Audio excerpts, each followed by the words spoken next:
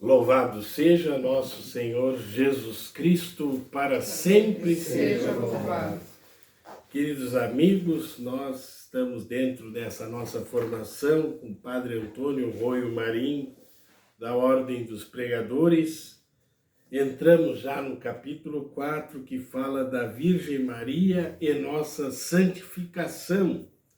Já analisamos o primeiro ponto, fundamento da intervenção de Maria em nossa santificação. Em que se fundamenta essa presença de Nossa Senhora como grande auxiliadora para nós chegarmos até Jesus. E agora nós vamos ver qual foi o ofício de Maria Santíssima, ou qual é o ofício de Maria Santíssima em nossa santificação. Não conhecemos nada tão sintético, tão exato e ao mesmo tempo tão prático e piedoso sobre esse assunto como a argumentação de São Luís Maria Grignon de Montfort, em seu precioso livro O Segredo de Maria. Oferecemos ao leitor uma síntese desses argumentos, com frequência utilizando suas próprias palavras. Sem dúvida alguma, São Luís, ele é o grande homem da reflexão mariana, viveu num período muito difícil, né, em que até o clero estava mal preparado no século XVIII, e ele escreveu também o Tratado da Verdadeira Devoção a Nossa Senhora, que é muito importante que nós façamos e nos tornemos escravos de Maria. Necessidade de santificar-se por meio de Maria. Nós temos 4 pontos. Primeiro, é da vontade de Deus que nos santifiquemos. Claro, Deus deseja a nossa santificação. Ele é o primeiro, inclusive toda a explicação do mistério de Cristo vem em favor de nós. Jesus se oferece por nós, pelos nossos pecados, para que nós possamos nos santificar.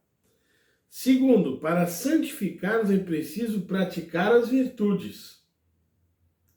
Terceiro, para praticar as virtudes necessitamos da graça de Deus. E quarto, para encontrar a graça de Deus é preciso encontrar Maria. Se a gente fizer o contrário desses 4 argumentos, quer dizer, você encontra Maria porque você tem necessidade da graça de Deus. Você vai praticar as virtudes para que você possa se santificar, porque essa é a vontade de Deus. Por que Maria nos é necessária? Será que Lutero não pensou dessa maneira, né? Mas por que Maria nos é necessária? Porque somente Maria encontrou graça diante de Deus, tanto para si como para cada homem em particular. Os patriarcas e os profetas, todos os santos da antiga lei, não puderam encontrar essa graça. Então, todos os grandes heróis do Antigo Testamento, podemos dizer até do Novo, né? Ninguém conseguiu encontrar a graça que Nossa Senhora encontrou. Por isso que quando o anjo Gabriel se apresenta a Nossa Senhora, encontrastes graça diante de Deus. O texto da Anunciação nós temos que ler várias vezes e entender palavra por palavra o que o anjo quis dizer. Ele chama ela de ave cheia de graça e diz, encontrastes graça diante de Deus. É um mistério isso aí, é um mistério. É uma escolha que Deus fez em relação a Maria e que causou grandes ciúmes a Lúcifer. Dizem que o motivo da derrocada de Lúcifer foi esse aí. Os ciúmes que ele tinha de que Deus pudesse criar um ser humano inferior a ele, intelectualmente inferior, mas com corpo, e que Jesus, o Verbo de Deus, seria Deus também. Então ele não aguentou, essa notícia. Por isso que quando nós invocamos o nome de Nossa Senhora no exorcismo, por exemplo, o demônio se entrega porque é muito triste para ele. O demônio tem mais raiva de Nossa Senhora do que de Jesus Cristo. Mais raiva e pavor. Porque Jesus ele consegue mais ou menos engolir. Agora Nossa Senhora, o mistério mariano, ele não consegue engolir. Primeiro, então, porque somente Maria encontrou graça diante de Deus. Segundo, porque Maria foi quem deu o ser e a vida ao autor de toda graça. Maria deu o ser e a vida ao autor de toda graça. Por isso a chamamos Mãe da Graça, Mater Graciae. Usamos pouco esse termo, Mãe da Graça. A gente usa muito Mãe de Deus, Mãe de Deus. Mas Mater Graciae, Mãe da Graça, porque Jesus é a essência da graça de Deus. Tudo passa por Jesus Cristo, né? Ele é a ponte que nos liga ao mistério da Santíssima Trindade. E Nossa Senhora, por ser a mãe dele, é mãe dessa graça nos dada através de Jesus Cristo. Deus Pai, de quem procedem como de sua fonte essencial, todo dom perfeito e toda graça, dando-lhe seu divino Filho, deu-lhe as suas graças. Então, claro, Deus Pai, de quem procede como uma fonte essencial, passa para Maria essas graças, porque ela deu seu filho, quer dizer, ela deu origem fisicamente ao Filho de Deus.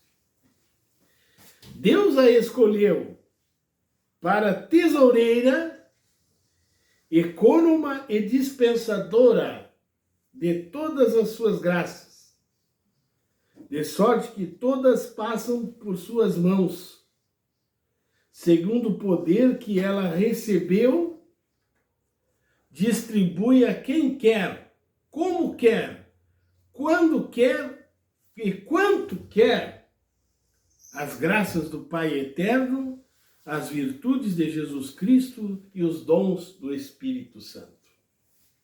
Então, quando a gente vê a medalha de Nossa Senhora das Graças, né, a visão que Santa Catarina Labouré, né, isso que teve lá em Paris, Nossa Senhora estava com as mãos estendidas e dali saíam como uma espécie de raios, e, se não me engano, tipo joias preciosas que saíam das mãos de Nossa Senhora, representando aqueles raios, representando as graças, né, que poderiam ser dadas a nós por meio de Maria.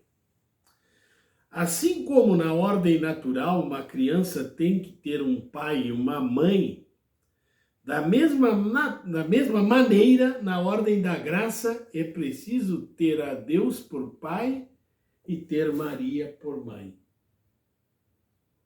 Então, na ordem da graça, é preciso ter a Deus por pai e Maria por mãe. Se tu isolar Nossa Senhora, tu isola Cristo, né? Mas aí a gente vai dizer, mas Nossa Senhora é humana, tudo bem, não é Deus, não é uma quarta pessoa da Santíssima Trindade, mas ela participa intimamente desse mistério da nossa salvação. Porque a mãe é aquela que gera, né? O mistério que envolve o nascimento de uma pessoa está ligado diretamente ao mistério da mãe. E mesmo que a mãe não queira, o filho, ela é o que gerou. Ela que gera. Claro que aí, se tu for falar em termos de Maria, a gente não saberia dizer qual é a proporção de amor que Nossa Senhora dispensou a Jesus Cristo, né? Que aí, além de uma mãe natural, ela também era uma mãe sobrenatural. Que ela estava gerando aquele que era o Salvador de toda a humanidade, né? Posto que Maria formou a cabeça dos predestinados, que é Jesus Cristo, a ela também compete formar os membros dessa cabeça, que são os cristãos. Pois uma mãe não forma a cabeça sem os membros. Interessante, uma mãe não forma a cabeça sem os membros, nem os membros sem a cabeça. Então, uma mãe não forma os membros sem a cabeça e nem a cabeça sem os membros. Nós somos membros do corpo de Cristo. Então, de alguma maneira, também nós fazemos parte desse mistério de Maria de forma íntima. Talvez aí venha essa preocupação de Nossa Senhora nas aparições, né? Que eu acho que até seria motivo de estudo, de reflexão. Nós teríamos que estudar mais esse aspecto das aparições, entrando um pouco no fenômeno do desejo que Maria tem de que todos se salvem. Eu só vejo essa explicação. Porque ela sair da comodidade, da felicidade, da alegria que ela vive e vir ao encontro dos homens que estão aqui na igreja militante, né? É um gesto de humildade, é um gesto, diria assim, de quase como de tristeza, eu diria, voltar a esse mundo, né? Mas é poucas pessoas que refletem sobre esse assunto, né? E isso só é possível porque ela tem uma motivação muito grande de que nós tenhamos, que a gente possa alcançar a salvação. Aí vem a questão do escapulário, aí vem a questão do Santo Rosário, aí vem a questão da medalha milagrosa. São coisas aparentemente mínimas, mas que têm uma grande influência e que ela, por ser dispensadora dessas infinitas graças, ela pode nos dar essa graça aí. Como também o São Luís Maria, ele fala, né, que se a gente rezar o Santo Rosário devotamente todos os dias, o máximo que a gente puder, a Santíssima Virgem vem nos buscar na hora da morte. Na hora da morte, que é a hora mais decisiva que tem, né? Que você sabe que os demônios, eles vêm com toda a força em cima do agonizante. Que eles querem vencer a parada, mesmo que o pessoal da oposição querem fazer de tudo. Roubam de um lado, roubam do outro, fazem mentira daqui e dali. Podem até mexer, de repente, no sistema das urnas para poder se manter no poder. O diabo faz a mesma coisa. A pessoa está morrendo, eles vêm com toda a força em cima. Se a pessoa foi devota de Nossa Senhora tranquiliza essa pessoa no momento da morte. Essa é uma das promessas do Santo Rosário. Até eu estava lendo no livro de São Luís, no livro do Santo Afonso Maria de Ligório, Glórias de Maria, em que tinha um padre morrendo, né, e ele estava reclamando que Nossa Senhora não aparecia para buscar ele, né? Aí chegou no finalzinho, ela apareceu. Aí ele disse, mas a senhora não vinha me buscar nunca? Ela disse, não, mas não tinha chegado, não estava na tua hora ainda, né? Então espera um pouco mais. Quem quiser, pois, ser membro de Jesus Cristo, cheio de graça e de verdade, deve deixar-se formar por Maria, por meio da graça de Jesus Cristo, que nela reside em toda a plenitude, para ser plenamente comunicada aos verdadeiros membros de Jesus Cristo e aos seus verdadeiros santos. É profundo isso, né? Profundo. Quer dizer que se você quer ser membro do corpo de Cristo, fazer parte do corpo da igreja, você vai ter que passar por Maria. Tá? Totalmente incompreensível para Lutero isso aqui, né? Porque eles é só a graça. É só a graça. Só que acontece que Deus se serve de canais da graça. Moisés foi um canal da graça, Elias, João Batista, todos, sempre Deus se utiliza de canais, de para-raios, eu diria. O para-raio não tem a energia que o raio tem. Dizem que o raio pode... A energia que tem no raio, tu sustenta uma cidade, não sei por quanto tempo, com luz, né? É que tem muita variação, né? Na força do raio. Mas a força é a do raio. O para-raio, ele é um ponto de comunicação com o raio. Ele não tem energia. Talvez na pontinha dele ele tenha um polinho ali de positivo ou de negativo que vai atrair aquela carga de energia e vai chegar ali. Deus sempre se utilizou de para-raios durante toda a história. E ele ainda está utilizando. Carlos Acutis, um guri eu não sei, não fechou os 15 anos, eu acho. Fechou? 16, eu acho. Aí tinha 16? Tá. Um rapazinho, um rapazote, que foi um para-raio. Ele não é o autor da graça. Ele não era o autor da graça. A Santíssima Virgem não é autora da graça, mas a intimidade dela é tão profunda, vamos dizer assim, o para-raio da Santíssima Virgem é o mais potente que existe. Ele é o condutor. Ele é exatamente o melhor condutor que tem da energia. Fica mais elevado, recebe o raio, ele só conduz e conduz, exatamente. Ele não é o autor da energia. Ele é um ótimo condutor. Às vezes acontece que de baixo para cima também, né, Pedro? Depende. Claro, mas pode acontecer raramente isso aí. Por isso que, por exemplo, às vezes os animais morrem no campo, né? O gado, porque a guampa às vezes chama o raio, né? A própria guampa chama o raio, morrem às vezes 10, 20 bois assim numa pegada só, porque a energia que vem do raio é impressionante, né? E a gente tem que se escapar de tudo que é coisa que seja alta e, de preferência, se jogar no chão. Isso já aconteceu comigo numa pescaria lá em Rosário. Me joguei no chão, fiquei mais embaixo do que a cerca. O pai dizia, quando der temporal, fica mais baixo que a cerca, e não vai te acontecer nada.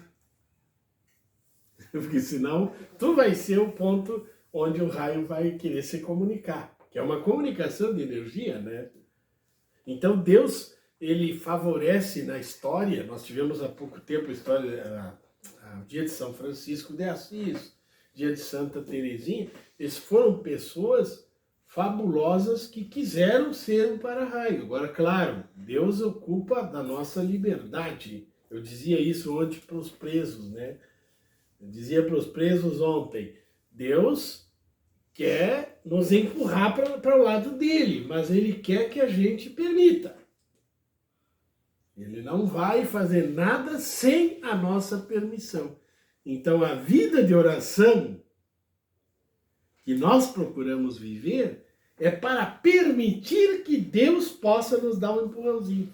Como nos carrinhos de lomba, eu ficava dirigindo, meu irmão me empurrava, que era muito mais forte do que eu. Nós ganhava todas. Eu dirigia bem o carrinho, né? Ganhava todas. Eu tinha um bom homem, um bom colega meu que me empurrava bem. Deus quer dar esse empurrão. Agora você tem que aceitar e dirigir bem o carrinho. Porque aí esse é o mistério do livre-arbítrio, né? E o livre-arbítrio. Então tinha um professor meu da Graça, o padre Olavo Meixe, que é da região lá da Juliana, Arroio do Meio, né? Que ele dizia assim, maldita liberdade, ele falava, né? Porque, claro, vai ser salvo ou vai se condenar através da tua liberdade, né? Mas, por um lado, é bonito, porque é uma opção. Tu não é robô. Não é um robô que... eu vou formar um monte de robô que me ame. Eu vou dizer, agora vocês me amem. Aperta no botão e vem os robozinhos amar aquela pessoa. Não dá certo. Deus quer saber se livremente permite as tentações do demônio, permite as provações, permite as doenças para ver se realmente o teu amor é verdadeiro por ele.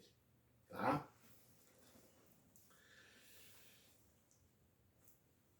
Vou voltar aqui, senão eu me esqueço. Quem quiser, pois, ser membro de Jesus Cristo, cheio de graça e de verdade, deve deixar-se formar por Maria por meio da graça de Jesus Cristo.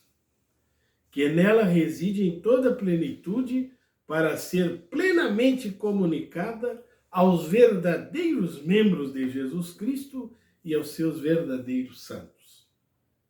Havendo o Espírito Santo desposado Maria e tendo produzido dela, por ela e dela a Jesus Cristo, e como nunca a repudiou, continua a produzir todos os dias nela e por ela, de uma maneira misteriosa, porém verdadeira, os predestinados.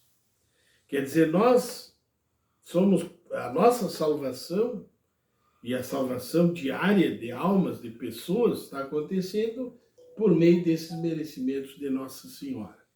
Ainda estão acontecendo, né? Vai chegar o nosso momento em que vai acontecer conosco também. Como diz Santo Agostinho, nesse mundo os predestinados são todos encerrados no seio de Maria, e não nascem senão quando essa boa mãe os gera para a vida eterna. Por conseguinte, como a criança recebe todo o seu alimento da mãe, que o dá em proporção à sua fraqueza, da mesma maneira os predestinados tiram todo o alimento espiritual e toda a sua força de Maria. Então é bem profundo isso. Através de Maria, tu é fortificado na graça de Deus, né? Esses dias eu estava vendo um vídeo sobre a amamentação, né? Que é o fenômeno da amamentação que acontece. O cérebro envia a mensagem e lá existem as glândulas mamárias no seio que crescem e produzem o leite, né? Então a mente faz que haja essa amamentação. Então é um fenômeno da vida que se transmite ali daquela maneira, que é fundamental. Hoje você sabe que o melhor alimento que existe para o ser humano é o leite materno. O leite de vaca é altamente prejudicial à saúde, porque você nunca vai ver um touro mamando numa vaca, né? É só o terneirinho que mama até um certo tempo. Tu está pegando uma coisa que não é tua. O leite da vaca não te pertence, pertence ao terneiro. Então os especialistas em estômago dizem, não, tu está tomando ácido úrico que vai furar o teu estômago, né? O famoso médico Madalosso de Passo Fundo era totalmente contrário ao leite da vaca, no caso. Agora ele transformado em manteiga e queijo, aí já não tem o ácido úrico em grande proporção, como especialmente o leite in natura. Então é um fenômeno, e a Virgem Santíssima, assim, ela transmite esse leite materno dela para a nossa salvação. Eu não sei se foi São Bernardo, acho que é São Bernardo, que tem um quadro pintado que Nossa Senhora passa o leite do seio diretamente na boca dele. Aparece, fizeram um quadro, não sei se foi São Bernardo ou São Domingos, mas eu acho que foi São Bernardo.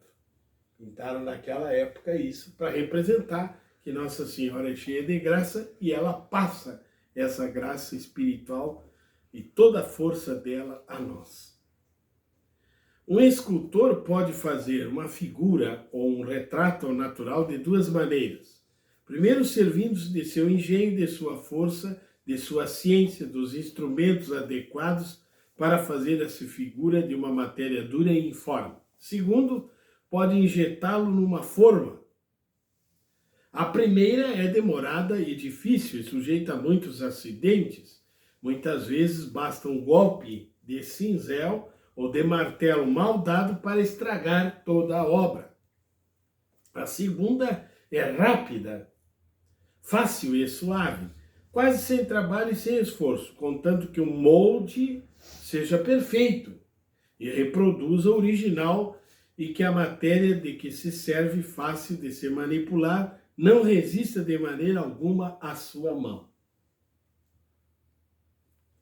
De fato, o grande molde de Deus, feito pelo Espírito Santo para formar ao natural um Deus-homem, pela união hipostática, e para formar um homem deificado pela graça, é Maria. É Maria, é o molde de Deus para formar santos, né? nenhum traço de divindade falta a esse molde.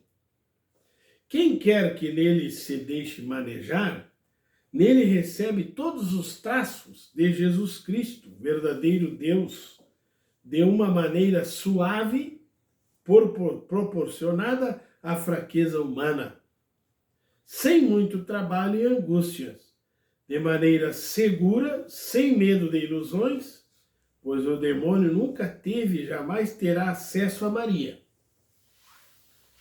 Santa Imaculada, sem sombra da menor mancha de pecado. Então, é interessantíssimo, né, que Satanás não chega, não se aproxima da pessoa, de Nossa Senhora. Eu disse para vocês que ele tem pavor e medo de Nossa Senhora, né? Então aqui já está o quadro, dá até para mostrar aqui para o pessoal, conseguiram localizar? Sim. Quem que é o São Domingos? São Bernardo. São Bernardo, exatamente. São Bernardo está aqui aproveitando o leite materno de Maria, né? Ela dá para... Dizem que é real isso, dizem que é real, mas isso na realidade pode ter sido uma visão mística, né? Como Santa Teresa teve várias visões místicas também, mas sem dúvida com grande significado, né? Porque se Nossa Senhora chegar a esse ponto de passar o leite materno para ele, quer dizer que honra que ele tinha, né? Uma dignidade altíssima, né? E diz que São Bernardo ele passava sempre numa imagem e dizia Salve Maria, Salve Maria. E um dia ela respondeu, Salve Bernardo, respondeu para ele, né? Tanta devoção que ele tinha, né, de Nossa Senhora. E, parênteses, São Bernardo era terrível, porque se ele conversasse com um rapaz que não era casado, ele ia para o convento junto. Ele era tão persuasivo, né, que então as moças faziam de tudo para que nenhum namorado conversasse com São Bernardo. Ele tinha uma persuasão assim, tremenda, tremenda. Todos os irmãos dele ficaram monges também. Todos os irmãos. E não sei se foi o pai também, depois que ficou vivo, eu não tenho certeza. Entende? Porque ele tinha isso aí. Agora, a devoção, né? Eu li a obra de São Bernardo, é uma devoção verdadeira, né? Que vocês vejam isso que nós estamos vendo aqui, pessoal, de altíssimo gabarito, essa reflexão. Aqui é de altíssimo gabarito, no sentido que é um patamar teológico muito elevado, que infelizmente, os nossos teólogos modernistas, racionalismo, né, que vieram, os nossos queridos jesuítas, que não seguem Santo Inácio, fizeram essa besteira e distorceram a nossa teologia. Né? Tirando esses elementos que são fundamentais, porque tu vê a segurança que tu tem em ser devoto de Nossa Senhora. Não sei se foi essa semana que eu estava pensando assim, se tirasse Maria da minha vida, se tirasse Nossa Senhora, tu não tem isso aqui mais, não tem essa devoção mais, não tem, eu estava perdido, estaria perdido, sem dúvida alguma. É mais duro, né? Sim, ela é o batedor de carne, aquele do bife, né? Ó alma querida, que diferença entre uma alma formada em Jesus Cristo pelos caminhos comuns, das que, como os escultores, fiam-se na própria habilidade e apoiam-se em seu engenho, e uma alma maleável, bem desligada, bem fundida, que sem nenhum apoio em si mesma lança-se em Maria e aí se deixa manejar pela ação do Espírito Santo. Quantas manchas, quantos defeitos, quantas trevas, quantas ilusões, quanto de natural, quanto de humano na primeira alma. Quão pura, divina e semelhante a Jesus Cristo é a segunda.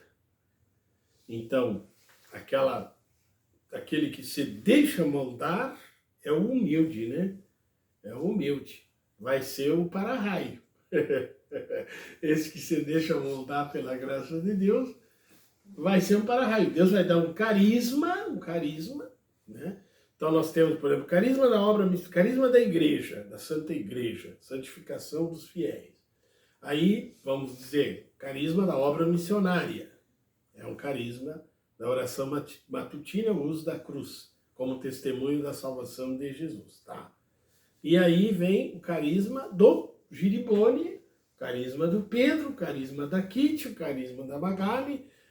De cada um de nós tem um carisma, uma forma como essa graça de Deus chega, mas através de algo que eu já aceitei na minha vida. Quer dizer, para mim, eu vou me tornar um para-raio de Deus através da obra missionária. Mas a maneira como esse raio vai cair em mim, que eu vou responder essa graça, ela é minha, é particular meu. E isso é muito importante, até mesmo para evitar a inveja, né? Aquele cara ali sabe, e eu não sei nada, eu sou um burro, né? Não, calma, tu não é burro nem nada, tu tem dentro desse teu sistema que tu está vivendo, Deus vai te dar uma graça para tua santificação e santificação dos teus irmãos. Porque é aí que está a diferença, pessoal. A santidade, ela é particular e eclesial. Ela não é, ela acontece no pessoal e para a igreja. Por isso que nós nos confessamos. É direto para Deus. Deus me perdoa meus pecados. Tá pronto. Tá, mas e o que tu fez de mal para a comunidade eclesial? Que tu não fez que foi correto para a comunidade. Como é que tu vai receber o perdão da comunidade? O sacerdote que está representando a comunidade vai me perdoar. Então aí eu vou ficar pronto, vou viver novamente a vida na graça de Deus. Maria é o paraíso de Deus e o seu mundo inefável, no qual o Filho de Deus entrou para nele operar maravilhas, para guardá-lo e nele se comprazer. Ele fez esse mundo para o homem peregrino, que é a terra em que habitamos. Fez outro mundo para o homem bem-aventurado, que é o céu. Fez, porém, um outro para si, ao qual deu o nome de Maria. Por isso, ela é o templo da Santíssima Trindade e o sacrário do Deus vivo. Feliz a alma a qual o Espírito Santo revela o segredo de Maria, para conhecê-lo e a qual ele abre esse jardim fechado, para aí penetrar. Essa fonte selada, para dela tirar e beber a grandes sorvos a água viva da graça. Às vezes nos Carmelos a gente vê isso. Jardim fechado e fonte selada. É uma referência a essa atribuição à Santíssima Virgem. Essa alma achará somente Deus, sem criatura, em Maria. Porém, Deus, ao mesmo tempo infinitamente santo e elevado, é infinitamente condescendente ao alcance de nossa debilidade, assim como em Maria. Em todas as outras partes, ele é o pão dos fortes e dos anjos, mas em Maria, ele é o pão das crianças. Então, o pão das crianças no sentido que Nossa Senhora, pela humildade dela, pela simplicidade dela, ela se iguala às crianças, né? Então Jesus vem, né? Vinde a mim as crianças, né? Quem não se tornar como uma criança não vai entrar no reino. E vem essa comparação, que eu preciso ter uma alma de criança, que eu traduzo como no sentido de que eu preciso me admirar do mistério, né? A fenomenologia de Russell, quer dizer, cada vez que eu vejo um lápis, esse lápis tem uma novidade para mostrar para mim. Quer dizer, eu não vou cansar, eu não vou fazer um conceito, isso aqui é um lápis e acabou. Não, eu vou me admirar desse lápis, da cor dele, de onde é que ele surgiu, quem será que fez esse lápis, qual é o mistério que está por detrás desse lápis. Essa é a visão de uma criança. Por que tem a fase dos porquê? Que a criança pergunta por que isso, porque ela está, não conhece a realidade toda e precisa que alguém explique a realidade para ela. Então, se eu tenho essa espiritualidade, eu diria, da novidade constante, eu vou, por exemplo, a uma Santa Missa,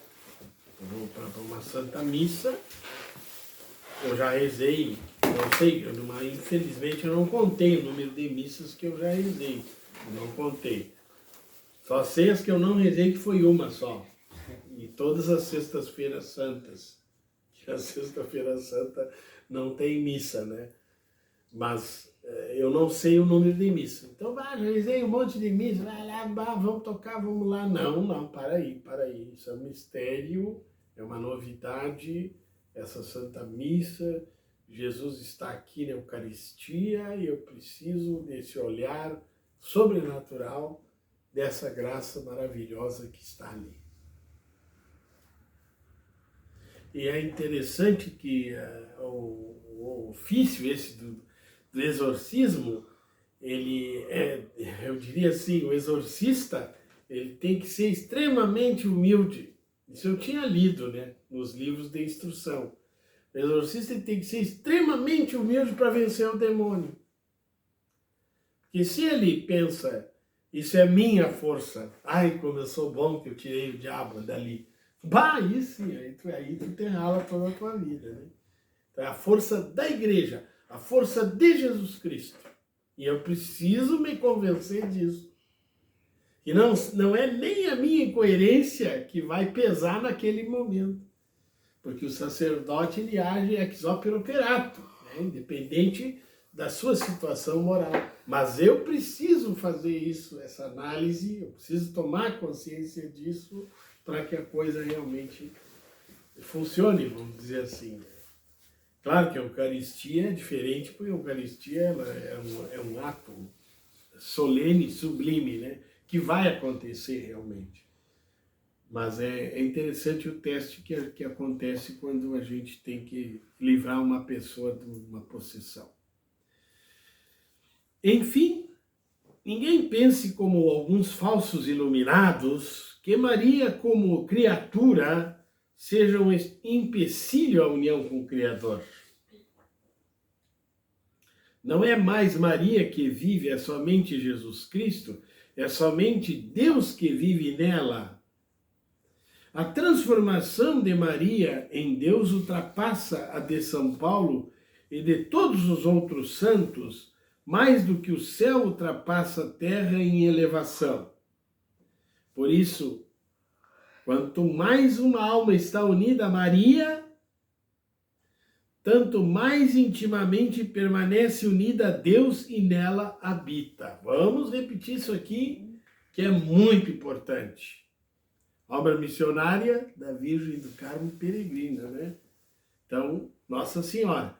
Por isso, quanto mais uma alma está unida a Maria, tanto mais intimamente permanece unida a Deus que nela habita. Então, a minha união à Santíssima Virgem é proporcional à minha união com Deus. E se eu relativizar isso, eu estou dando para trás. Estou dando para trás da vida espiritual. É proporcional, hein? Proporcional. Quem encontra Maria, encontra nela Jesus e em Jesus a Deus.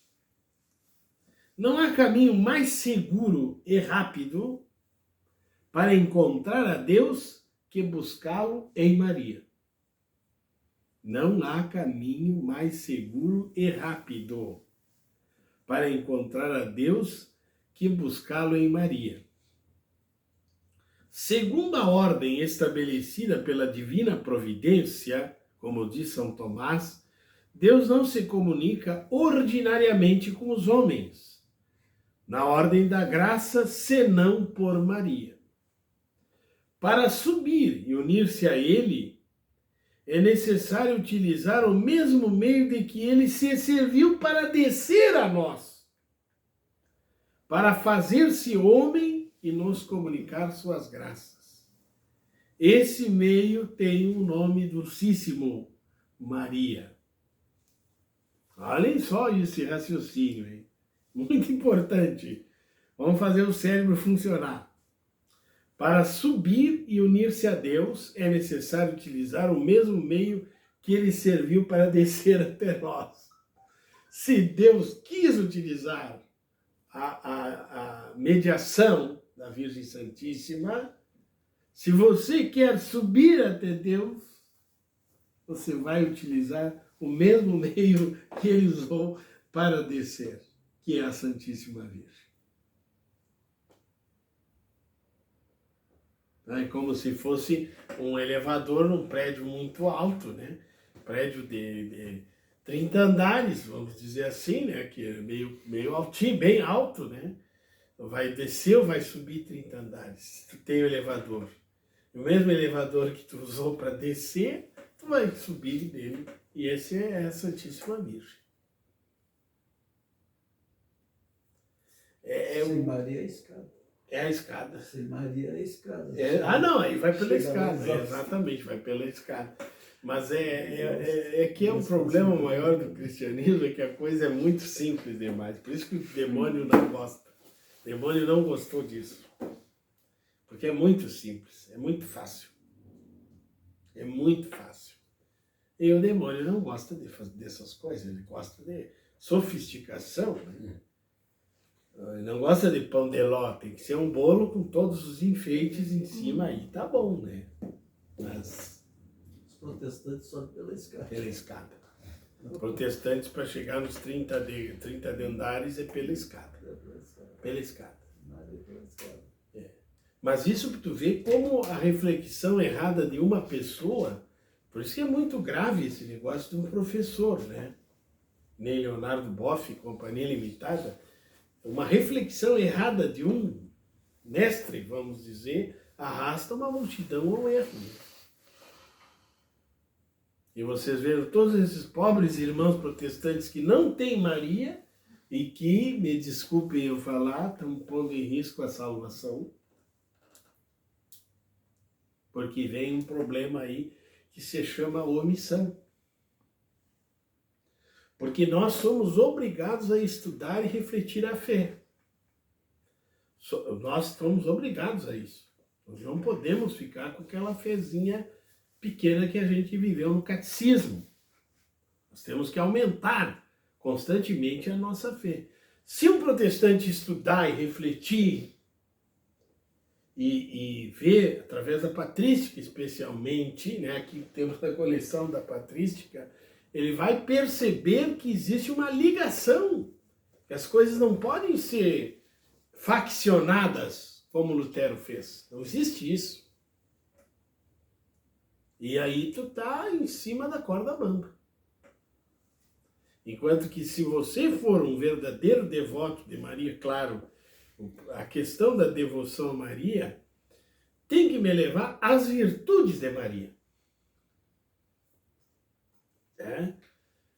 A obediência, a fé e a humildade. Ou pela humildade eu alcanço a fé. E pela fé eu obedeço a Deus. Aí tu tem uma explicação de Nossa Senhora. Ela humilde, ela tem fé. E pela fé ela obedece a Deus. Tu só vai alcançar a salvação através da obediência a Deus. Por que que o autossuficiente não obedece a Deus?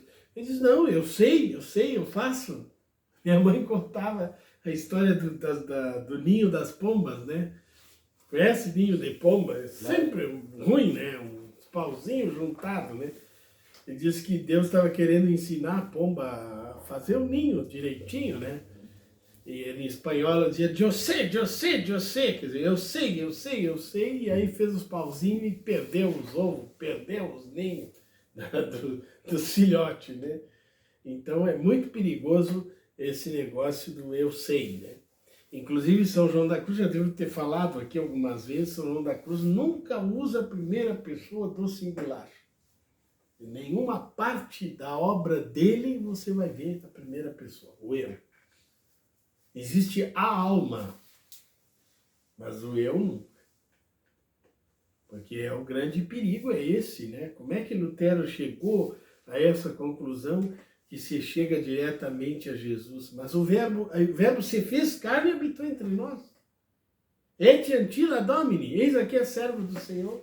Não está entendendo que Deus quis assim? Tu vai discutir com a divina providência? Né? A gente comentou na oração matutina sobre a sensibilidade de Deus. É sensível, Deus é sensível. Se o padre disser as palavras da consagração, ali está Jesus, corpo, alma e divindade. Não vem com a tua cabeça cheia de estrume pensar que não é assim, porque é. O bispo colocou a mão em cima de um diácono e rezou a oração consagratória. Aquele cara ali é padre, não é mais homem comum. E acabou a história, minha filha. É isso aí.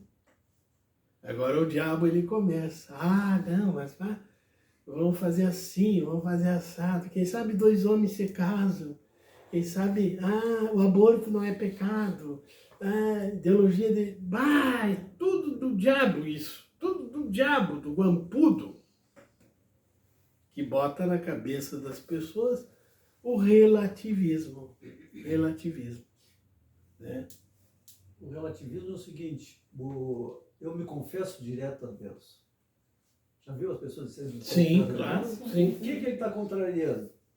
Jesus, na ressurreição, diz aos apóstolos, a quem perdoares os pecados serão perdoados. A quem não perdoares os pecados não serão perdoados. Significa o seguinte, se eu não me confessei no sacerdote, meus pecados não estão retidos.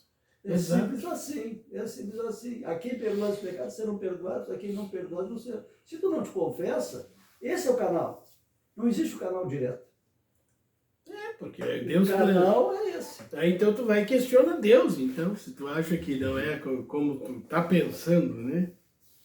É muito sério, temos que rezar muito pela conversão dessas pessoas, né? Agora vamos aqui, que tá bonito esse parágrafo aqui. Para entrar nos planos de Deus, é, pois, necessário ter uma devoção profunda e afetiva a Maria. A devoção profunda e afetiva a Maria. Ela nos conduzirá a Jesus e imprimirá em nossas almas os traços de nossa configuração com Ele, que constituem a própria essência de nossa santidade e perfeição. Esse parágrafo aqui é muito bonito. Para entrar nos planos de Deus, é, pois, necessário ter uma devoção profunda e afetiva a Maria. Quer dizer, meus afetos, né? Talvez para o homem até seja muito mais fácil, né? Que o homem gosta da mãe normalmente, né? Tem mais facilidade de gostar da mãe, então já, né? A minha mãe faleceu, eu já imediatamente, não, agora a senhora é minha mãe. Imediatamente. Já tinha Nossa Senhora como mãe. Quando a minha mãe faleceu, entreguei a minha mãe para Nossa Senhora e disse, agora a senhora toma conta. Agora não, a minha mãe real é a senhora, né? E a sensibilidade de Nossa Senhora é impressionante. Impressionante, vocês façam essa experiência. Façam a experiência da sensibilidade de Maria.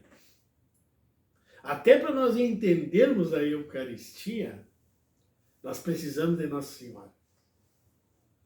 Né? Por exemplo, Maria me ajuda a viver esse mistério, me ajuda a viver a minha consagração, né? Ela nos conduzirá a Jesus. Agora vejam isso. E imprimirá em nossas almas os traços de nossa configuração com Ele, que constitui a própria essência de nossa santidade e perfeição. Quer dizer, a essência de nossa santidade e nossa perfeição é trazer os traços de Jesus e configurar a nossa vida com a vida dele. Isso é a verdadeira santidade. Né? Configurar a nossa vida com Jesus.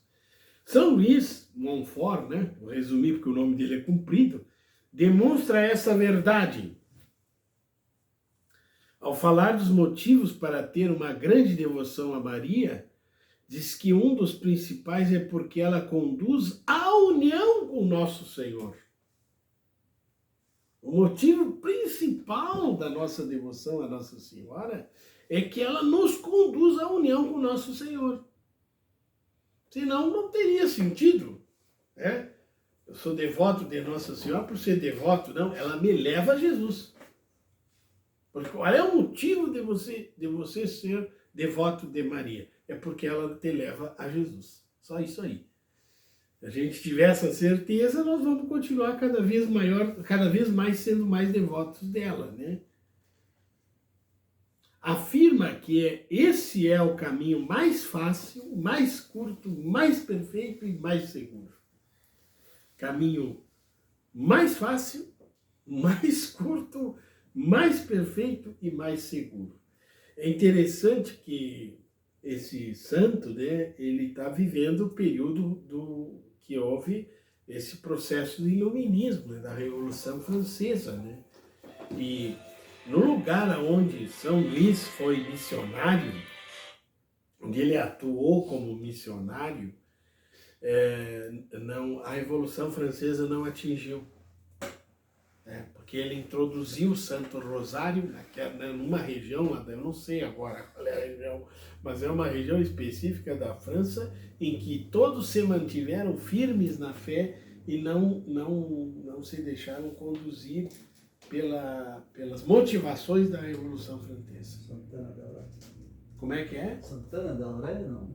Pois pode ser, eu não me lembro. Sei que tem um lugar, uma região específica, né? Preservado. E que no início eram totalmente adversos, né? A ele. Onde é o Santuário de Santana? Não sei te dizer. Não sei te dizer, porque eu só ouvi falar e não estudei isso, né? Agora, que interessante, ó. Tem cada explicação do porquê é o caminho mais fácil, mais curto, mais perfeito e mais seguro.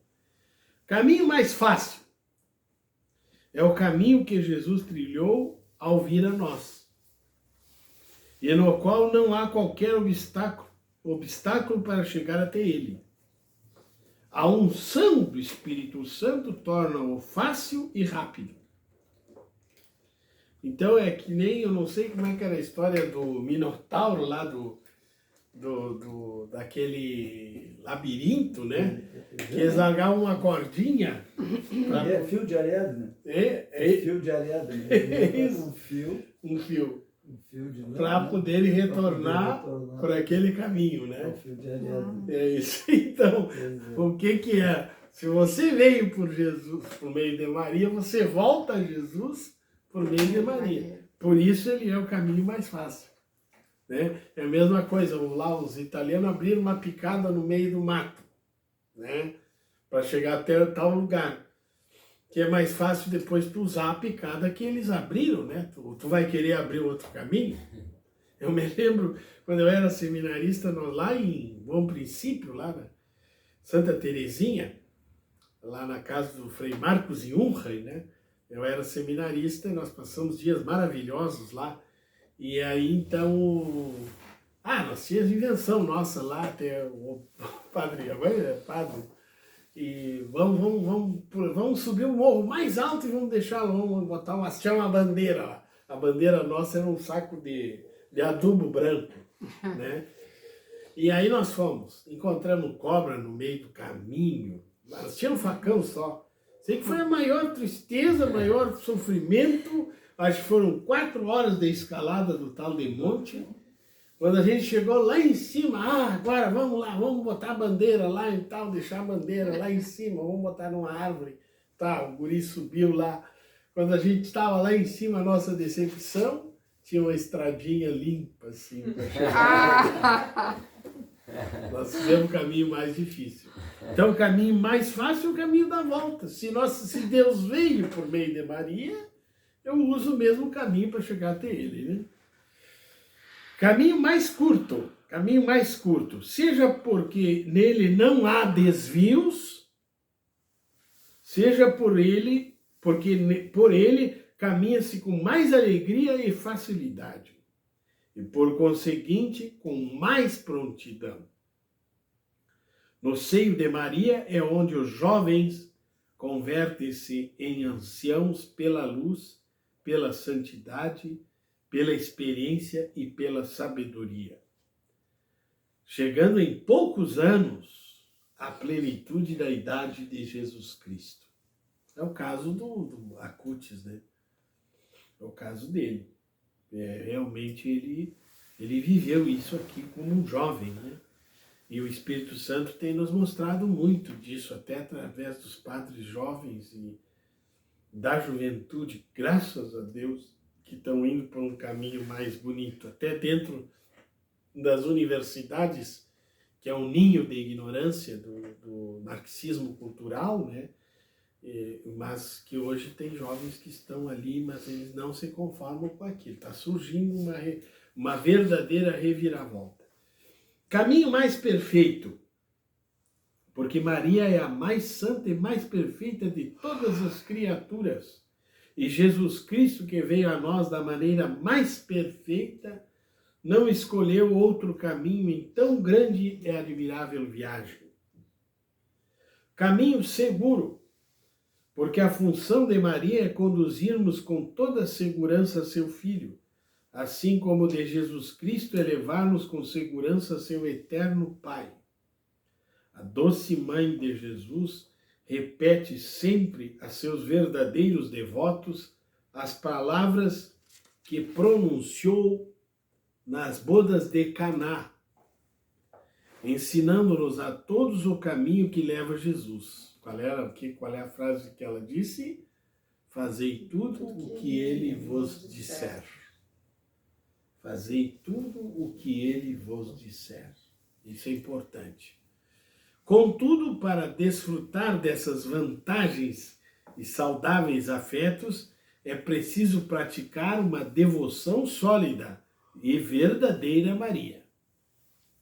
E aí a terceira parte, que nós vamos explorar na próxima exposição, a verdadeira devoção a Maria. Como é que ela acontece? Então vocês vejam, nós explicamos a importância de Nossa Senhora, como devemos de nos aproximar de Nossa Senhora, e depois vamos ver como acontece essa verdadeira devoção a Maria. E vejam que esses assuntos aqui não são muito tratados assim corriqueiramente, nem mesmo pela teologia. Nem mesmo pela teologia sistemática. E você passou assim um pincel rapidamente, né? E não se aprofunda exatamente a importância de Nossa Senhora. Um pouco eu posso dizer que é a influência do inimigo de Deus, né? O inimigo de Deus não quer facilitar nada para nós. Ele quer nos dificultar o caminho da salvação. Não quer que ninguém se salve. Ele não quer que, a princípio, ninguém pode se salvar. Então, evidentemente, que quanto mais escondido for o mistério mariano, para ele melhor. Porque ele sabe da importância de que a pessoa que tem uma devoção maior à Santíssima Virgem, uma pessoa que se abre à Santíssima Virgem e segue esse caminho, ela dificilmente vai se perder. Dificilmente vai se perder. O livro da verdadeira devoção ficou escondido anos, né? Ficou mais de 100 anos escondido. A verdadeira devoção a Nossa Senhora. E dizem, né, eu uso a cadena, né, de Nossa Senhora na mão aqui, tem a cadena dela, e diz que ela vai ver de longe, né, os filhos dela que são os escravos de Maria. Escravitude, quer dizer, é uma palavra pesada. Você entrega a tua vontade à vontade de Maria, para que ela faça de você um dos instrumentos de salvação para ela, dela. Né? Já é um passo muito elevado na vida de santidade, né? E a gente não pode, nós não podemos ser medrosos e ansiosos. O medo e a ansiedade são armas que o demônio tem usado assim abundantemente. Não temos que ter medo. Medo de quê? Se nós temos tudo. É claro, isso não pode nos levar a uma presunção, né? Não podemos ser presunçosos, mas felizes por Deus ter nos escolhido. Né? E eu diria que esse homem, para mim, deveria ser canonizado em vida, quase, porque escreveu uma maravilha dessas para nós, para a gente entender que o que está acontecendo não é uma mera coincidência. Está acontecendo é o efeito da graça de Deus em nós. E nós precisamos ser devotos de Maria, precisamos ter essa alegria da devoção a ela, sem medo, sem nenhuma reserva.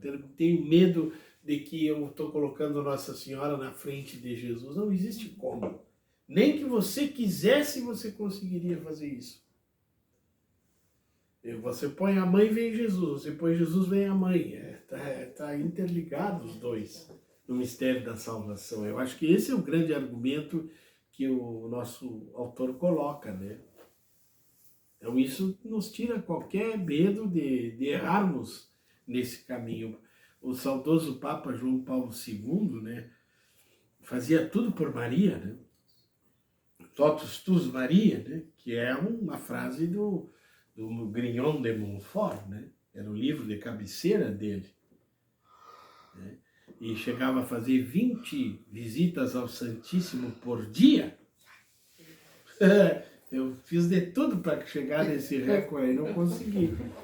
E ele disse que quando ele tinha, nós vimos essa semana na rádio, quando o Papa João Paulo tinha um compromisso e disse que tinha o Santíssimo, ele ia para frente do Santíssimo e ficava ali. Aí os outros que esperassem. Ele rezava um tempinho, às vezes era 10 minutos que ele ficava ali, né? Então diz que fecharam as portas lá para ele não ver a capela no lugar que ele estava hospedado, né? Que aí não atrasaria o evento. E diz que ele passou e sentiu que Jesus estava naquela sala. E abriu a porta e foi fazer a adoração. Né? Que espetáculo, né? Que espetáculo. Bom, queridos irmãos, um grande abraço. Não se esqueçam de divulgar esse trabalho que não visa lucro, não é para a nossa glória, é para a glória de Deus, da Santa Igreja. Marque o seu like, compartilhe. Nós temos muitos temas de formação no nosso canal, graças a Deus, né? E a gente tenta ser o mais explicativo possível, com toda simplicidade, né? O tema não é muito fácil, a leitura não é muito fácil, mas a gente tenta esmiuçar da melhor maneira para vocês. Vamos receber então a bênção de Deus por meio da Santíssima Virgem, que tanto nos ama. Que essa bênção seja derramada sobre nós e sobre nossas famílias, em nome do Pai, do Filho e do Espírito Santo. Amém. Amém. Fiquem com Deus e na paz de Jesus. Graças a Deus.